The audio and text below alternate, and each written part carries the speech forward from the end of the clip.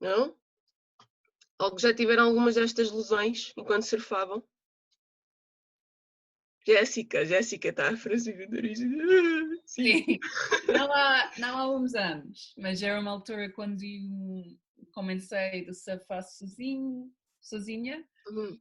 e tive a minha. Eu não estava a saltar a pé bem, um pouco atrasada, não sei. Tive a minha prancha, tive um dia as quilhas assim, tive uns cortes assim, com umas quilhas. Ah, Sim, foi um pouco. E um outro dia estava a surfar assim, tive as quilhas a cortar o fato na coxa, mas sim. outro dia eu estava a surfar sozinha, foi bom, vi o Diogo, que eu estava a surfar, que eu estava a ensinar como nós há muitos anos atrás. Ele estava lá e disse, Jess, esta onda é a tua. Eu estava a dizer, é um pouco alta, mas ok, vou mostrar a Diogo que posso surfar melhor. E fica com uma prancha assim, tudo cortado por dentro dos dentes e sim, é assim. Foi assim. Foi duro, foi duro. Não era a minha onda. Ultrapassaste na mesma, não foi? Saí da Vocês? água, sim, foi assim.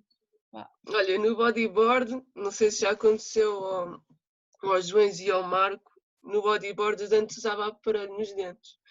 A aterrar numa onda, se aterrar num rolo mesmo assim em seco, na base da onda, pá, não tive mãos para agarrar a prancha, é verdade, não tinha corpinho para agarrar a prancha e fui assim com a cara à prancha e com a boca toda cortada. Ainda tenho aqui uma cicatriz no lábio que fiquei com uma daquelas pecinhas dos aparelhos com o lábio espetado nessa pecinha. E foi um filme, depois pedi ajuda ao nadador Salvador, só me dizia, pá, que nojo, sai daqui, já não me ajudar, em vez de me ajudar, dizia para sair dali. Pronto, um grande filme. Marco, não estou a ouvir, não estou a ouvir. Basicamente, eu às vezes tenho mais, embora não diga muito, senão depois assusto e a Sandra, por exemplo, a Sandra Mel nunca mais entrava na água, mas às vezes tenho algum medo, mas é do surf, principalmente quando as ondas começam a crescer muito e em Carcavelos vê-se pessoal a surfar muito depressa e muito rápido e às vezes pode acontecer acidentes assim de nós entrarmos numa onda e já vem alguém a quebrar secções umas atrás das outras e já lá vem muito atrás e nós não o apanhamos, nem o vemos. Mas a única situação que tive assim, que eu me tenho alijado mais, foi uma vez em Carcavelos que fui surfar com o João ao final da tarde e fiz um bico de pato que alguém largou uma prancha, ele veio com a prancha na cabeça, fez-me dois pontitos. Mas nada especial. Azares acontecem, não é? Como tudo. Estamos a praticar desportos, precisamos é ter também um bocadinho aqui de sorte, como diz o outro. Ter cuidado e ter sorte também. Que, em relação aos componentes da prancha, já fizeram estudos sobre isso e mesmo estudos em português, em Portugal. Os componentes da prancha que mais causam lesões é o relo da prancha e as quilhas, precisamente. As quilhas então é mato. O que é engraçado é que o toquezinho foi tão ligeiro da prancha do outro, é que ele acertou mesmo muito devagarinho, só que como me acertou no sobrolho, foi logo no sobrolho, portanto aquilo iniciou logo. Uma zona muito irrigada e começaste logo a sangrar. Exatamente. Inês, sim, algumas lesões que tenhas tido até agora? Quando vou para a praia com matadouro, saio sempre lá com os pés todos cortados. Com bicos de ouriço. Já aconteceu. É só isso. Pronto, isso nas zonas de rocha é algo que nos acontece, não é? Bicos de ouriço, cortes dos mexilhões e das cracas. Mas temos de ter muito cuidado porque esse tipo de ferimentos se infecta muito rapidamente porque os mexilhões, como se alimentam por filtração da água, também filtram o que é bom e é mau, não é? Depois ficamos infectados com o que é mau. Nunca fiquei infectada. É espetáculo. Ela não gosta em termos de localização. Ela não gosta de usar botinhas. Mas as botas é uma boa coisa para proteger. Nessas zonas com rocha tem que ser. Uma vez que fui para o mar com botas e saí de pé. Boa. Ok. Em relação à localização das lesões, normalmente mais na cabeça e na zona cervical, por aquilo que nós falámos, em bater mergulhos de cabeça, que nós desde a primeira aula dizemos que é totalmente proibido, mergulhos de cabeça a sair da onda, embate contra o fundo quando caímos da onda. Depois, lesões no membro inferior, muito no joelho de trás, na maioria das vezes, pela posição da perna em valgo, ou seja, para dentro do joelho de trás, quem faz surf, que normalmente o ligamento interno está ao lado do joelho, da parte interna da perna começa a ter algumas roturas e algumas tendinites, torcer o joelho, às vezes também acontece quem é do nível de surf superior, e depois a restante prevalência em termos de localização é no tronco e no membro superior. Em relação ao bodyboard, fizeram alguns estudos, até que foi com estudos de caso com crianças, tiveram lesões graves no abdômen, por exemplo, rupturas do fígado ou do baço, porque aconteceu uma coisa que acontecia às vezes no início, que era, iam na ondinha, o nose embicava e eles batiam com a barriga violentamente contra o tail, não é? Isso criava as lesões internas, mas isso é um caso extremo de lesões graves no bodyboard. Tudo o resto é mais ao nível da coluna, por causa do impacto nas manobras, e ao nível da grelha costal, do tórax, às vezes uma costela da partida, coisas desse género. Ou clavícula, luxações no ombro, também acontece muito no bodyboard, é frequente. Mas isso está, são coisas que acontecem a um nível de surf maior, que tem muito a ver com o impacto das manobras aéreas. Depois, se quiserem, não vos vou apresentar. Há 2 estudos em Portugal com surfistas de competição e de recreação que foram feitos e têm uma metodologia semelhante àquele estudo que eu vos apresentei brevemente. Está bem? Deixo aqui, depois, se vocês quiserem ir ver, podem ir consultar assim mais por curiosidade.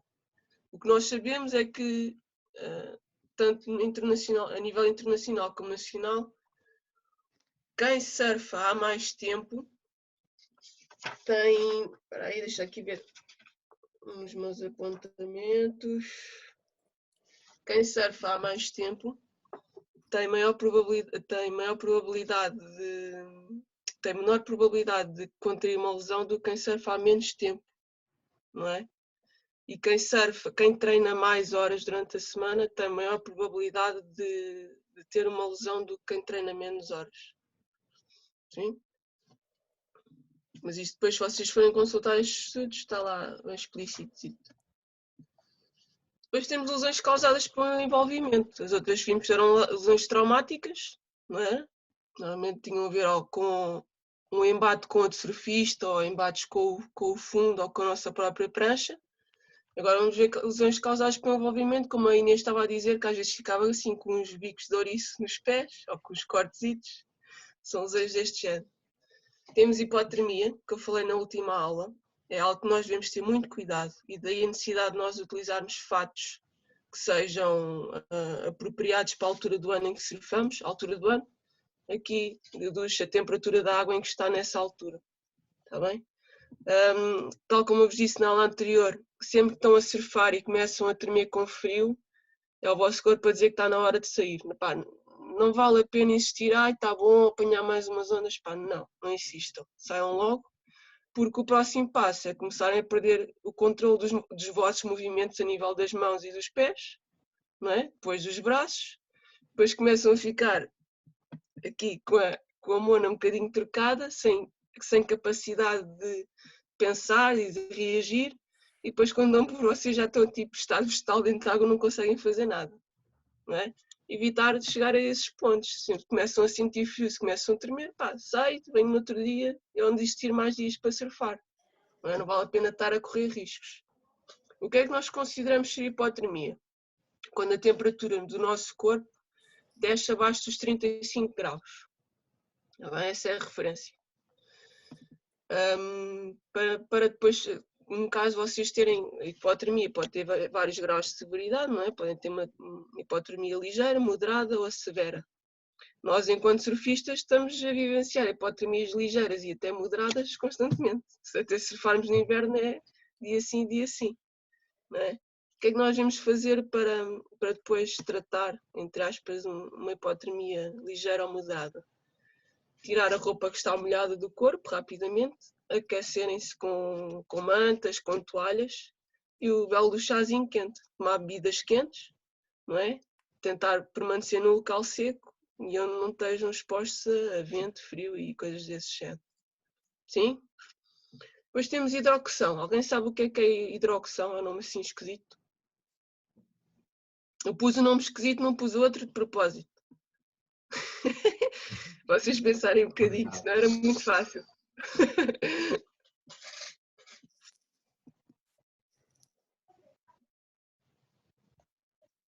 Hidratação?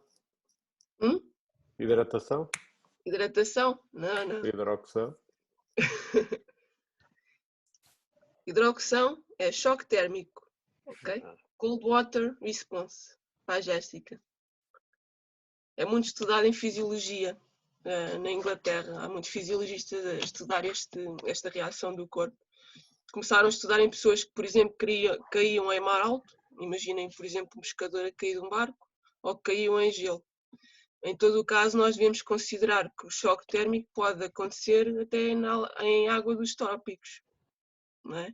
Desde que existe apenas uma diferença de 5 graus entre a nossa temperatura corporal e a temperatura do meio aquático, esse choque térmico pode sempre existir. E qual é que é o efeito que tem no corpo? Se imaginarmos, por exemplo, uma pessoa que já tenha doença cardíaca ou insuficiência cardíaca, o resultado imediato pode ser até uma paragem cardiorrespiratória, por causa do choque térmico, que entram em falência cardíaca rapidamente e acabam por entrar em paragem. Em nós, o que acontece é que causa uma reação, parece que ficamos com o ar bloqueado.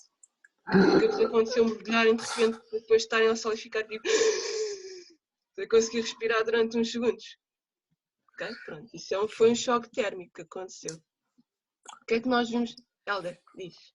É só para dizer que isso já me aconteceu no dia da natação no mar, ali na Praia dos Pescadores, uma vez. Estava na praia, sempre no... Já estamos todos? Sim, está tudo.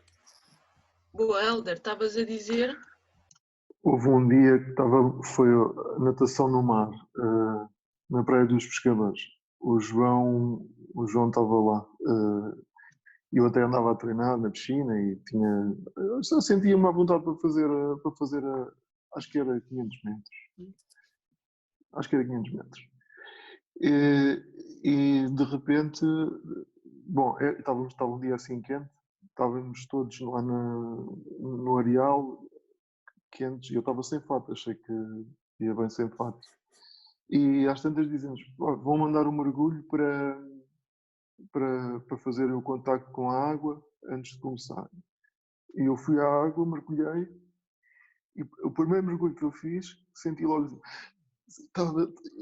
E isso, se calhar, associado a alguma insegurança, fiquei logo assim em estado de... Acho que foi isso que tu disseste, acho que isso foi um choque térmico. E depois fui para a água e não consegui nadar mais do que 100 metros. Voltei para trás. Sim, isso acontece, o que o Helder descreveu acontece porque mais ou menos durante 3 minutos de nós emergirmos repentinamente na água, normalmente durante 3 minutos o nosso diafragma e os músculos respiratórios ficam bloqueados por causa desse choque térmico.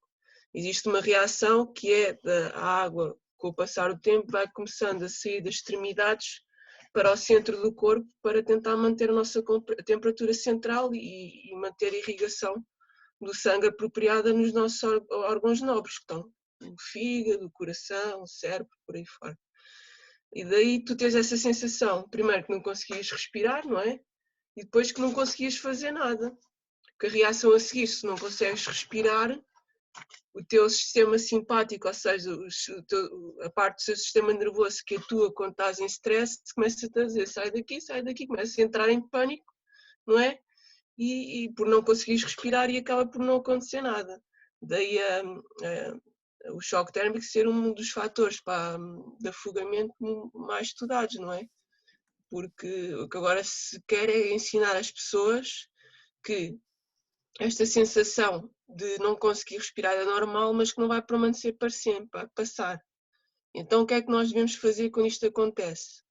Sabemos que dura mais ou menos 3 minutos e nesses 3 minutos vamos boiar de costas, daí ser muito importante aprender a flutuar de barriga para cima e de tentar controlar a respiração devagarinho, de modo a que, passados estes 3 minutos, nós consigamos voltar mais ou menos ao estado normal, que não voltamos sempre, não é?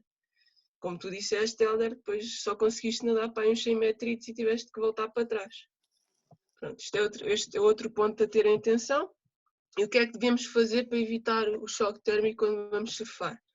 A entrar devagarinho, não entrar à maluca. Principalmente se é um dia em que está muito sol e nós estivermos ao sol, ir molhando a cara, molhando o pescoço, e quando se sentirem confortáveis, molhar o peito devagarinho e as costas quando se sentirem confortáveis. Então, começar a progredir na água, está bem? Para evitar que vocês tenham esta resposta que o Hélder teve enquanto já estão a ir mais para zonas mais fundas e com mais ondulação. Até agora, tá? Então ir morar para um sítio que a água seja quente. Pois, mas como vimos... Estava a pensar aqui na parte do inverno, e vocês todos sabem, temos água muito fria, não é? Mesmo com o fato. A Inês sabe, não é? A Inês sai de lá sempre a bater o dente, mesmo ter um fato bom, mas a nossa água no inverno é fria, pronto. Temos que ter realmente um fato bom, aquecer bem. Aí eu acho que o capacete ajuda bastante, ou capacete ou um gorro, porque perde-se muito calor pela cabeça. Sim. E acho que ajuda bastante. E levar um termo de chá para ter no carro a seguir, eu acho que também é uma boa dica. Eu gosto de fazer isso. Este inverno passei bem melhor a dar aulas. Eu antes sofria muito no inverno a dar aulas, estava sempre cheio de frio. Porque deixei de resistir e comecei a usar gorro. Agora já passo bem. Antes era um sofrimento, estava sempre cheio de frio. Então se tivesse de dar 2 aulas numa manhã, agora já passo bem. Até agora, alguma dúvida? Não? Hipertermia. Pelo nome, vamos lá. É quando hipertermia tem que ser quando a temperatura é mais alta. É demasiado elevada, não é? E o que é que acontece? Quais são os sinais que nós vemos? Nós normalmente começamos a ficar com uma pele muito pálida, assim como um ar viscoso, temos às vezes arrepios de frio ou câimbras musculares, temos assim um ar um bocado debilitado, começamos a ter dores de cabeça, sensação que estamos muito cansados, às vezes assim vontade de vomitar, ou ventilação muito superficial e rápida. O que é que devemos fazer? Normalmente esta hipertermia pode acontecer em ambientes que são muito quentes e úmidos, ou muito quentes e secos. Um ambiente muito quente e úmido será, por exemplo, uma piscina. Tem uma climatização assim daquelas à moda antiga, um bocadinho esquisitas. Um golpe de calor é o que acontece um golpe de calor é o que acontece quando estamos num ambiente quente e úmido. Se for uma insolação, que é uma situação de hipertermia, é num ambiente quente e seco, como por exemplo assim um dia de praia com temperaturas muito altas e pouco vento. Okay? Enquanto trabalhei como nadadora salvadora já tive uma vez uma insolação e é mesmo esta sensação de câimbras musculares, cansaço, sensação de desmaio, de querer vomitar. Qual foi a solução que eu tive na altura? Estava na praia e não podia sair de lá, da zona de banhos, para me tratar. Mergulhei com a roupa vestida dentro de água, estive a passear um bocadinho à beira-mar para ter sempre as pernas dentro de água e, entretanto, como a minha temperatura que voltou a baixar, comecei a sentir melhor. Mas é realmente uma sensação assim de um bocado de aflição. O que é que devemos fazer se nos sentirmos assim? Beber água, não é? Tentar manter-nos hidratados, tentar ir para um sítio que seja fresco e arejado, se possível, estar um bocadinho à beira-mar e ir molhando o corpo para a temperatura baixar, tá bem? E tentar pedir a alguém que esteja ao pé de nós para nos ir vigiando, no caso da nossa situação de se agravar. Até agora, tá? Dora, já agora posso pôr só uma questão, não tem a ver com hipertermia, quer dizer, se calhar tem algum relacionamento. Nós costumamos dizer, ouve-se muito, um gajo que passa o dia inteiro na praia ou coisa, a praia cansa. Tem algum a ver, realmente é uma pessoa não faz nada o dia todo, estamos ali deitados, apanhamos sol, damos um mergulho, estamos deitados, quer dizer, não há nada que nos canse ali, mas chegamos ao final do dia moídos e cansados, parece que levámos uma tareia às vezes. Isso tem alguma coisa a ver com esse estado de estarmos ali a apanhar mais calor, o corpo estar sujeito a esse... Pronto, o que não é normal no nosso dia-a-dia, não é? Que estamos ali o dia todo a apanhar sol, Sim. molha-se, aquece, molha, aquece. Estamos ali, tem alguma coisa, alguma relação com... Eu sinceramente não sei responder a isso objetivamente, nunca vi nada sobre isso. Mas Mas estás se a nós perceber o que é tivermos... que eu estou a minha Sim, questão, não é? faz sentido. Porque A tu questão dizes do calor e a questão do de não calor, estás a fazer nada, não estás a gastar energia. porque estás Ou ali seja, se não parado, não gastas é? energia, tu Porque é que... próprio não libertas calor com o teu corpo. Não é? Esse é um problema. Pois. Certo? Sim, exatamente. Depois estás no meio, num ambiente que já por si já é muito quente, se tu não libertas calor com o teu corpo, e se for preciso, se calhar também não bebes água quando estás na praia. Daí a sensação, às vezes, de cansaço e dor de cabeça, se calhar, quando chegas a casa depois de um dia assim, em altas, na praia, a apanhar sol. Nunca vos aconteceu. Então não. Eu acho que faz sentido e se calhar é uma coisa interessante para nós irmos tentar perceber. Mas objetivamente não sei responder a isso. Porque assim, a nível de hidratação, eu até sou uma pessoa que bebe bastante água. Por isso acho que não, no meu caso, não sei se seria por aí. Por hidratação, porque bebo bastante água. Não sei se calhar Sim, mas devesse beber mais, não é? beber mais porque estás num ambiente mais quente. Não sei. Mas pronto, Tá, mais ok. alguma questão, comentário? Não? Ok. A aula de hoje é para nós irmos conversando sobre as coisas, está bem? Estejam à vontade. Aproveitar que estamos aqui pouquitos, dá para irmos trocando mais ideias. A seguir, queimaduras solares. A gente já apanha daqueles caldões valentes, certo? Isto é uma coisa que nós temos de ter muito, muito, muito cuidado, está bem? Como é que nós podemos prevenir os caldões? Os surfistas, então, são um grupo de risco porque passam muito tempo expostos ao sol. Está bem que têm o fato dentro de água, mas a cara está sempre a apanhar sol. E mesmo as mãos e os pés. Não é? Nós temos as mãos e os pés bronzeados, o corpo branquinho e a cara bronzeada também. É o nosso bronze. Nem é no verão, é anual. Daí ser importante nós colocarmos sempre um protetor líquido na cara, nas mãos e nos pés também. Depois colocar um stick no nariz e nestas zonas que estão mais saídas, não é? Na testa, nas bochechas da cara e no nariz. E nos lábios. Os lábios são uma zona muito sensível. E eu, por exemplo, se não colocar protetor nos lábios, 5 minutos basta para fazer queimaduras de 2º grau. Não é? E nos pés. E nos pés. Já Os caldões apanhei dos com pés cada é escala tramado. no pé. Por isso nunca esquecer de colocar o protetor. O que é que pode ser? As queimaduras solares que nós fazemos normalmente são queimaduras de 1º grau. Ou seja, a pele fica assim com vermelhão, pode ter uma dor que vai de leve a intensa, mas normalmente é uma dor que é tolerável. Sentimos dor quando nos dão assim um caldo ou uma chapadinha, não é? Sentimos mais dor e a pele até pode ficar um pouco inchada. Ter a zona do corpo que está queimada, se virmos que essa zona está a ficar inchada, se começamos a ficar com dor de cabeça ou com náuseas, devemos passar pelo hospital. Está bem? Significa que tivemos mesmo demasiado tempo ao sol e que o nosso corpo já está a reagir de forma um bocadinho mais intensa a essas queimaduras de 1º grau. Depois temos as queimaduras de 2º grau, que são aquelas que fazem bolhas.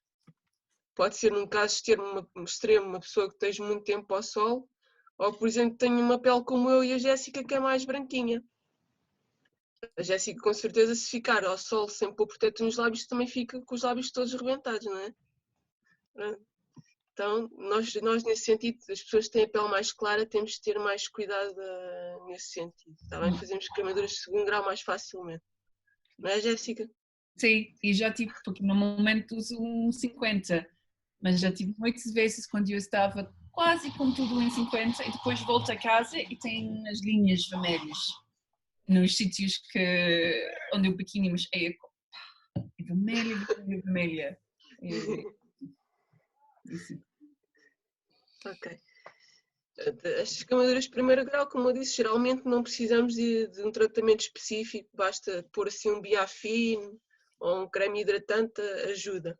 Não é? Mas como eu disse, se sentirem náuseas, dores de cabeça, às vezes convém pedir ajuda médica, porque significa que a situação foi um bocadinho mais do que o costume, mais agravada do que o costume. Tá? Como prevenção, já vimos utilizar protetor solar sempre, utilizar, no caso de, por exemplo, estarmos na praia, normalmente aqui na nossa cultura não se costuma utilizar, mas usar por uma licra com proteção dos raios solares, usar um boné, um chapéu, isto mesmo dentro de água. Eu no verão, se vocês repararem, estou sempre a dar aulas de boné. Não dou aulas de outra maneira, pá, tem que ser, porque se eu não usar o boné no verão estou desgraçado. Tem que ser mesmo, tá? E mesmo a surfar, vocês já têm bonés que podem utilizar dentro de água a surfar. Tem agora alguma dúvida? Não. Não? Então passamos às lesões causadas por envolvimento que decorrem do contacto com animais. Nós já vimos do contacto com ouriços do mar, não é? Que isso é mais fácil de resolver. Vai-se lá com uma agulhazinha esterilizada ou com uma lâminas de bisturi, não tem, normalmente só nos postos de primeiros socorros. Vai-se lá com uma agulhazinha esterilizada, com álcool e com calor, e vai-se tirando o bico do ouriço devagarinho, não é? Colocar o pé à água quente, para a pele ficar mais molinha e ser mais fácil o bico ser extraído. Depois temos situações mais complicadas, que é o contacto acidental com alforrecas, medusas e com caravelas portuguesas. Sim? Normalmente os sinais que ocorrem é, para já, uma dor muito forte, no caso das caravelas portuguesas. Depois irritação da pele inchada, com muita comichão, e algumas pessoas podem ter reações alérgicas mais graves, como falta de ar, palpitações, dificuldades respiratórias, sensação de desmaio, náuseas, coisas deste género. E quando assim é situação de contacto com caravelas portuguesas, é sempre ir ao hospital, é o melhor. Apesar dos nossos salvadores já saberem o que fazer, convém não arriscar, que é uma situação que felizmente não é muito comum, mas que normalmente necessita sempre de cuidado hospitalar. A caravela portuguesa é considerada dos 10 animais mais mortíferos do mundo. Sim, sim, sim. Não é? Eu aqui relativamente a medusas, porque assim, nós felizmente em Portugal não temos assim muitas medusas assim que causem assim muito risco, não é? Quer dizer, mas aqui há uns anos, eu lembro, se calhar há mais de 10 anos, estava a dar mala de surf em Carcavelos e lembro-me que entrámos na água e via-se muitas medusas assim pequeninas, assim acastanhadas. Nunca tinha visto, nem nunca voltei a ver essas medusas. Mas era aos milhares. A gente andava na água, e aquilo, nas zonas descobertas, nas mãos e nos pés, ficámos todos assim parecia toques assim, imaginem tipo um ferro quente e ficámos todos nós com aquilo assim, nas zonas descobertas do corpo, com essas queimaduras. Eu nunca vi aquilo e depois vim a saber que houve nesse período houve essa ocorrência na costa portuguesa e que nos Açores há épocas do ano que essas medusas são muito comuns aparecerem e nem sequer ninguém vai ao banho por causa disso mesmo. Nos Açores é muito comum esse tipo de medusas assim pequeninas, assim acastanhadas, avermelhadas. Não, durante a época balnear, a ordem que os nadadores salvadores têm é assim que aparecer, por exemplo, uma caravela portuguesa, bandeira vermelha, toda a gente sai da água. Tem que ser, porque onde há uma há mais, não é? E tem que se assegurar que a zona de banho já está livre de perigo para as pessoas poderem voltar à água. Já aconteceu estar em Carcavelos a dar aula, por exemplo, nos campos de férias e ver uma alforreca ao nosso lado e até começar a brincar com aquilo e tudo mais. Os miúdos ficavam sempre cheios de medo, mas Sim, tentava explicar que elas não faziam mal. os pais metem um medo aos miúdos que dá frecas que é assustador. Assustador. É que os miúdos chegam, eles têm pânico. Têm pânico. Epá, eu acho que eu não sei. É que o problema é nós tocarmos na parte que é a urticária, que é os tentáculos. Se nós tocarmos a parte de baixo, mas... É isso, na cabeça da medusa não faz grande coisa, tá bem? O problema é mesmo o contacto com os tentáculos. E no caso de nós fazermos, vocês têm noção do que é que devem fazer no caso de entrar em contacto com uma caravela portuguesa? Já foram ler sobre isso? Eu posso dar um palpite, eu acho que já vi qualquer coisa sobre isso. Vinagre? É vinagre, acho eu. Sim, colocar vinagre. álcool pH abaixo. Ok, não se deve lavar com água nem esfregar, acho eu. É só pôr o vinagre para aquilo, para os espigões. Para aliviar, não sei porquê, mas acho que é o vinagre, não é? Sim, o problema é o seguinte, é que mesmo depois de terem, por exemplo, da caravela portuguesa ter saído, existem sempre uns tentáculos que ficam na pele. E enquanto estão na pele, estão a libertar a toxina para o vosso corpo. E o que é que nós vamos fazer? Colocar logo um líquido que tenha pH baixo, como o caso do vinagre ou do limão, não é? E depois, com água do mar, não com água doce, nunca com água doce, com água do mar, tentar raspar com um cartão ou um raspador, por exemplo, das pranchas. Tentar raspar os tentáculos sem entrar em contacto com estes e tentar tirá-los da pele assim. Está bem? E depois é dirigir-nos ao hospital sempre. Sim, porque poderá ser necessário outro tipo de cuidados ou medicação para tratamento mesmo destas queimaduras. Até agora está? Aqui na Ericeira eu acho que nunca vi isso. O João já viu?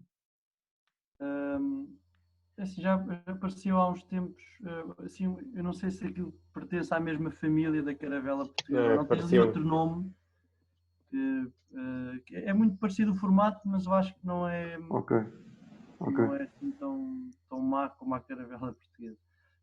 Não tem, mas já apareceu, mas não é muito. Eu acho que é também, tenho a ideia, em águas mais quentes. Um bocadinho mais quentes, sim. Eu acho que aqui... Mas às vezes aqui também há variação de temperatura e às vezes apanhamos água mais quente e pronto, eles devem... Sim. Sim, e as enquanto trabalhei na área.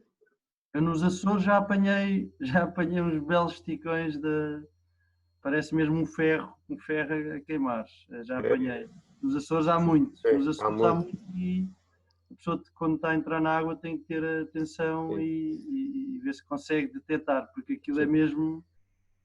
Eu estava com short e aquilo estava-me a queimar as pernas todas. Eu na altura não sabia o que era. E as caravelas portuguesas, os tentáculos têm metros e metros de comprimento. A cabeça é pequenina, mas depois tem tentáculo. E não sei se te lembras, João, quando fomos à Austrália, havia uma nota à entrada das praias sempre para ter atenção com as blue rings, lembras-te? Que havia sempre que eram umas medusas que se via nas rochas, que eram as blue rings. Não te lembras disso? Que havia informação à entrada nas praias porque acho que aquilo deve ser venenoso e acho que deve ser perigosíssimo. Tanto que há mesmo nas praias informações, placares sobre essas medusas. Não sei se tem alguma coisa a ver com as caravelas portuguesas, mas nem tenho ideia se vi ou não, lembro-me de ver... É umas que são pequeninitas, não é? Umas pequenas que eles chamam os blue rings. Sim. Eu, o último ano, trabalhei na praia na areia branca como nadadora. Tive uma situação em que vimos na areia e aí está, foi logo bandeira vermelha, toda a gente fora d'água. Tivemos que avisar que tínhamos tido um avistamento de caravelas portugueses na praia e a praia teve com bandeira vermelha ao resto da tarde, porque depois tivemos que verificar se a área estava realmente livre para as pessoas poderem voltar. Aí está, e foi como o João disse, foi uma altura em que a água ficou um bocadinho mais quente, assim de repente, mas depois acabou por passar. Não é? No outro dia já estava tudo normal. Até agora, mais algum comentário? Então passamos ao peixe-aranha. E só dizer agora, lembrei-me, só por causa desta flutuação aqui da água, esse eu não sei se vocês sabem responder, não sei se sabem responder, é a flutuação às vezes que em termos de segurança causa-nos um problema muito grande, que é os limos. Aqui às praias, imagina, não sei por que razão, deve haver uma libertação também dos limos e a acumulação é enorme à beira entre a areia e a água. E assim, já tive, e o João também já surfou várias vezes na Praia da Calada. Na Calada passei e vimos aflito uma vez, os dois. Temos de segurança, imaginem estar no meio de uma sopa de agrião. É gigante. É muito as marés vermelhas ocorrem, chamam-se marés vermelhas, ocorrem de tempos a tempos, não é? Algo que é natural. Mas também pode estar relacionado com alterações da temperatura da água, mas também pode estar relacionado com alterações na qualidade da água. Ou seja, se a água ficar poluída, também pode existir esse tipo de marés.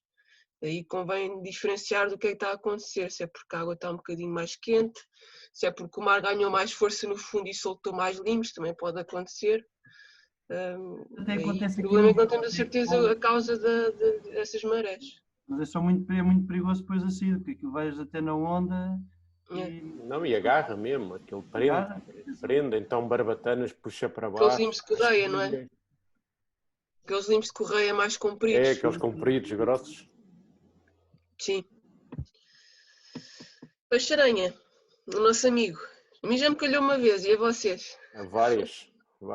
Eu uma vez estava a dar aula, e depois fiquei caladinha, não disse nada, só no final, quando já sentia a perna toda dormente, é que isto tinha sido picada por peixe-aranha. Vocês vezes. ainda não? Eu já. Muitas vezes. Dói à brava. E também já fui picado também a dar aulas, na Caparica. Está, de regra geral, é uma dor muito forte e é assim pulso altil. Parece que dá assim. Temos o coração no pé ou na perna, não é? Mas depois a tolerância depende da tolerância à dor, não é? De cada pessoa. Eu, por exemplo, estava muito desconfortável, não é? Sentia dor, mas não comecei a chorar nem nada disso. Mas já vi homens grandes a chorar, com dores, por causa de um peixe-aranha. E tinham razão para chorar, digo já, não era mariquice. Ou seja, é um peixito pequeninito, mas o tipo é tramado, é ruim. O que é que acontece? Se vocês virem aqui na imagem, conseguem ver. Tem aqui esta barbatanazinha dorsal. Não, vocês Adora, conseguem... a imagem, tu não estás a partilhar a tela. Não está partilhado? Então vocês não diziam nada. Eu pensei que estavas a falar, então eu estava... Oh, caraças. Opa. Não estavas a partilhar, eu também pensava que estavas... Eu pensei que pronto, estavas... Eu, aliás, eu como te vi olhar para o lado, eu pensei que estavas com a apresentação ao lado e estavas conectada noutro computador ou noutra coisa, nem estava... Depois envias. Pronto, depois no final passa a apresentação toda para vocês tentarem encaixar aquilo que eu tinha dito. Desculpem lá. Vocês, como não diziam nada, também estava aí andando. Ia passando e andando. Estavas aí tão bem. Pois, eu não estava... Vamos aqui ao peixe-aranha. Esta barbatanazinha dorsal preta. Conseguem ver? Sim. Pronto, tem três biquinhos. O barbatana anda assim, não é? Para baixo, para cima. Quando sente variação da pressão, ou se sente ameaçado, o peixito põe a barbatana assim para cima. Certo? O que acontece é que nós acabamos por pisar o peixe e ficamos com 1, 2 ou 3 bicos que são espetados, mas que não ficam lá no pé, no que é que seja que entre em contato com o peixito. Não é? O que acontece? Ele injeta uma toxina para a nossa corrente sanguínea que nos faz sentir bastante dor. Essa dor pode-se alastrar para além da zona da picada. Por exemplo, se eu for picada no pé, normalmente começo a sentir pelo pé todo. Há pessoas que até descrevem a sensação de formigueiro e dor a subir pela perna, até ao joelho. Depois fica, normalmente na zona acima, uma zona com maior rubor, mais vermelhinha, e até às vezes pode ter assim um pontinho mais negro, que é a zona da picada, fica com um pontinho marcado. Pode ficar com uma zona inchada, não é? mais inchada, e no caso das pessoas que são alérgicas, por exemplo, a picadas de insetos ou costumam fazer reações mais intensas, aí essas devem ter mais cuidado, porque se começarem a ficar com um membro muito inchado, devem correr ao hospital para tentar perceber o que está a acontecer e eventualmente receber outro tratamento com medicação. Regra geral, não é regra geral, é sempre. O que nós fazemos quando somos picados por peixe-aranha, colocamos a zona da picada submergida em água quente, até conseguirmos aguentar. Também não vale a pena ficar com queimaduras, não é? Por causa de um peixe-aranha, durante 20, 30 minutos, ou até menos de 30 minutos, seguramente ficam bem e quase sem dores. Outra regra, não aplicar spray frio, isto é um mito, e não urinar para cima dos pés de alguém ou colocar vinagre. Antes também se dizia que a urina e o vinagre resultavam, mas não. Na verdade é que não resultam. Eu já fiz isso. Mais que uma vez. Já urinaste para cima de alguém por causa de um peixe-aranha, não é? Para cima de mim? Para cima de ti. Epá. No máximo só se fosse pela temperatura da urina, porque de resto não faz nada. Pois, epá. Está bem. E pronto, é o que eu já disse. Se começar a inchar muito, se o inchaço começar assim a ser evidente, passado algum tempo devemos sempre ir ao hospital. Tá?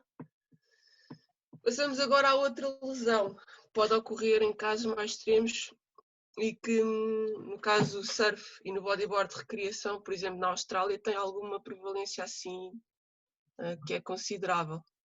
No caso português não tanto, de vez em quando acontece assim um acidente fatal, mas não temos assim, pelo menos esteja registado muitos casos de afogamento entre praticantes de surf e bodyboard. E outra coisa que devemos ressalvar é que afogamento não é sinónimo de morte, tá? O afogamento pode ter vários resultados, como já vamos ver. Mas antes disso eu queria vos pedir para vocês darem a vossa definição de afogamento. O que é um afogamento?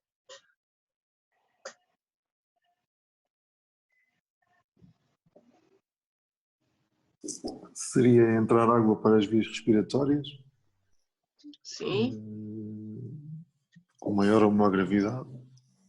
Sim, consoante o tempo de aspiração, da quantidade de água aspirada e o tempo que está a aspirar essa água, não é? Mais.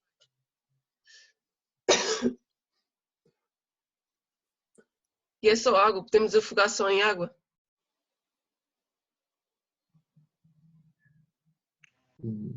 Pois, não sei. Menos podemos afogar em vinho. Olha, aqui na minha zona, de vez em quando, antigamente acontecia de vez em quando um ou outro acidente nos lagares. Epá, aqui na minha rua, ali na esquina, vê-se muitos afogamentos em vinho. Vinho e cerveja. É o que eu mais vejo. Mas não ficam sem ar, não ficam sem ar. Não ficam sem ar. Acho que também é comum acontecer em vómito ou alguma coisa do género. Aí está. Será que isso é afogamento? Vamos aqui ver para a definição oficial.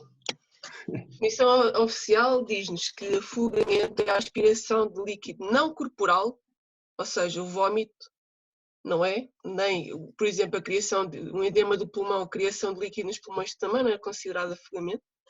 Ou seja, a aspiração de líquido não corporal por submersão, por mergulhar, por submersão, ou seja, por estar à superfície de um líquido, que não tem que ser necessariamente água, ou por imersão. Está bem? Submersão abaixo da superfície de um líquido, imersão por estar à superfície de um líquido. Sim? Aqui tem um erro, não é água na face, podia ser outra coisa. Não é? Aqui, por exemplo, nesta zona, uma vez, há uns anos atrás, aconteceu um acidente que foi fatal, um afogamento fatal num metar. Ou seja, uma senhora que caiu numa estação de tratamento de metar e basicamente afogou-se em excrementos. Não foi assim muito... É uma situação sempre horrível, mas esta é particularmente horrível. Enquanto resultado, o afogamento pode resultar em morte, não é? Um afogamento fatal, em que a pessoa não sobrevive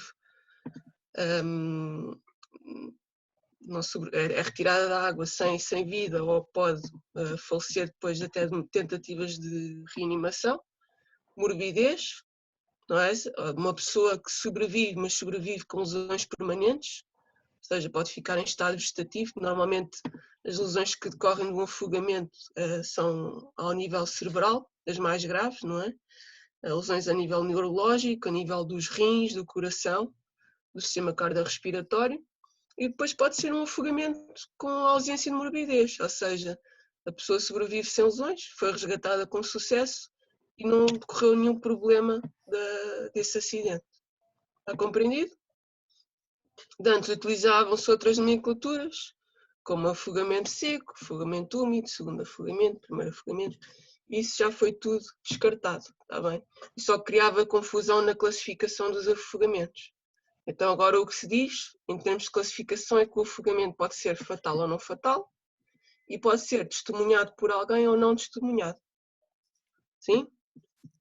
Em Carcavelos, a dar uma aula, já vi uma situação muito difícil. Nós até estávamos com o Colégio Pedro Arrupe e eu estava com o meu grupo de alunos e de repente vejo um colega meu, que tinha sido o meu colega no outro trabalho, estava a trabalhar em Carcavelos naquela altura, a correr de repente para a beira-mar e quando eu reparei estava alguém, um adulto, a sair com uma rapariga, uma criança, depois soube que tinha 11 anos, nos braços. O que é que aconteceu foi que eles estavam uma mancha enorme de pessoas dentro da água e repararam, passados uns tempos, que estava uma criança a flutuar, estava a boiar na água. Não sabem o que é que tinha acontecido, sei que tiraram-na da água inconsciente, em paragem cardiorrespiratória. Tiveram muito tempo a tentar reanimá-la, só se via espuma a sair pela boca. Eu na altura até me lembro que comentei com o João, olha, esta situação vai ser muito difícil, provavelmente não se safa, mas se fosse. Conseguiram, passado muito tempo, conseguiram reanimá-la, acho que chegaram a utilizar a DAE quando chegou a ambulância e acabou por ser um caso de sucesso, felizmente. Não é?